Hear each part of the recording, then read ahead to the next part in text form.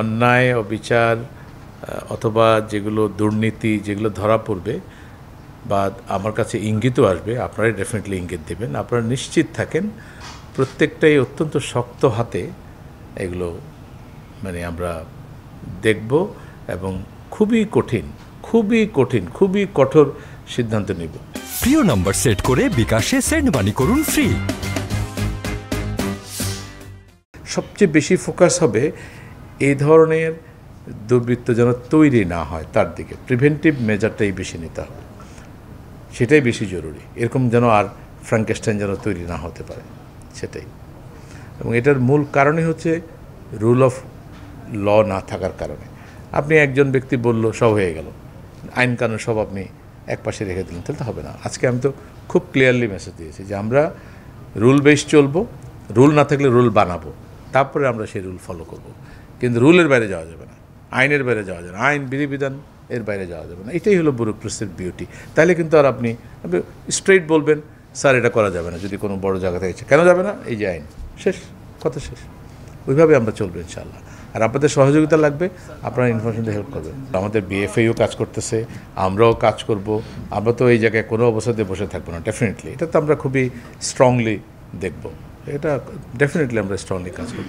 তবে একটু সময় দেন। আসলে আমার কাছে মনে হচ্ছে যেন এখনও বিপ্লবটা মানুষ বুঝে ওঠে নাই, এটার সংহতি লাগবে একটু, মানে একটু মানে যেমন দেন। এটা খুব দুঃখজনক যে আমাদের ছাত্ররা জীবন দিয়ে দিল, আর আমরা যারা সরকারি চাকরি করতেছি বিভিন্ন অফিসে গিয়ে আমরা আমাদের নিজের স্বার্থটা হাসিল করার জন্য আমরা কিন্তু একেবারে মানে কি বলবো, খুবই অযৌক্তিক এবং অনৈতিক আচরণ করছি।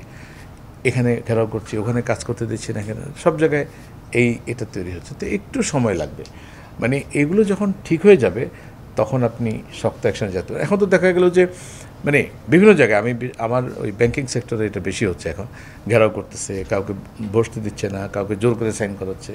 তো এগুলো ঠিক হয়ে যাবে, এগুলো ঠিক হয় এবং এগুলো ক্যান্সেল হবে আলটিমেটলি। যারা ট্যাক্স পেয়ার তারা they are very influential, they can influence anyone. এবং আপনার যদি সুশাসন না থাকে, এখন আবার নতুন করে বিজনেস কমিউনিটি বলছে যে আমাদের থেকে আপনি ট্যাক্স নিচ্ছেন, সেই ট্যাক্সের টাকা অপব্যয় হচ্ছে, অপচয় হচ্ছে, দুর্নীতি হচ্ছে। এটা তো আমার কাছে থাকাই ভালো ছিল, কারণ আমি আর কত খাবো, আমি আরেকটা ইন্ডাস্ট্রি করতাম, আরও কিছু এমপ্লয়মেন্ট হতো। আপনি আমার কাছ থেকে টাকা নিয়ে তো সব নয়ছয় করলেন, এই কথা কিন্তু আসছে। তার মানে হলো গভর্নেন্স যদি ঠিক না হয়, আমার স্পেন্ডিং প্যাটার্ন যদি ঠিক না হয়, আমি যদি ভ্যালু ফর মানি যদি এনশিওর করতে না পারি, তাহলে কিন্তু আমাদের এই প্রশ্নগুলোর মানে মধ্যে আসতেই হবে। আমার স্কুল টেকে না 20 বছর, রাস্তা টেকে না 2 বছর। এই যে জায়গাগুলো, এগুলো ঠিক না করলে কিন্তু ওই ব্যবসায়ী কমিউনিটি এই প্রশ্ন করবেই যে আপনি যে আমার টাকাটা পকেট থেকে নিয়ে গেলেন, নিয়ে যাওয়ার পরে তো এক গাদা দুর্নীতিবাজদের পকেটেই টাকাগুলো গেল।